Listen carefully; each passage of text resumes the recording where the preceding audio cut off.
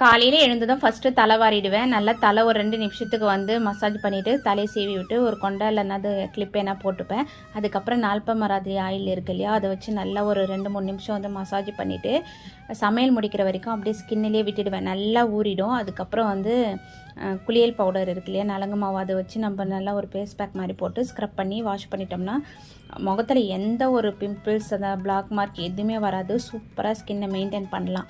அதுக்கப்புறம் வந்து இன்றைக்கி சாட்டர்டே ஆஃப் டே தான்றதுனால இட்லி, அதுக்கப்புறம் பட்டாணி வந்து நைட்டே ஊற வச்சுருந்தேன். அதை குருமா வச்சிடலான்னு சொல்லிவிட்டு ஃபஸ்ட்டு அதை வேக வச்சுட்டு கடக்கண்டு சின்ன வெங்காயம் தக்காளி அது எல்லாத்தையும் வந்து கட் பண்ணி வச்சிட்டேன். ஒரு 10 நிமிஷம் கேப்பில் தான் இந்த வந்து குருமா வச்சேன்.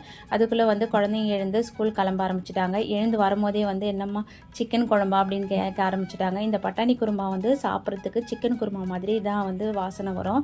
இட்லி ஊற்றும் போது அப்படியே வந்து சைடில் எடுத்து ஊற்றணும். இட்லி வந்து பஞ்சு போல் சூப்பராக இருக்கும். ட்ரை பண்ணி பாருங்கள்.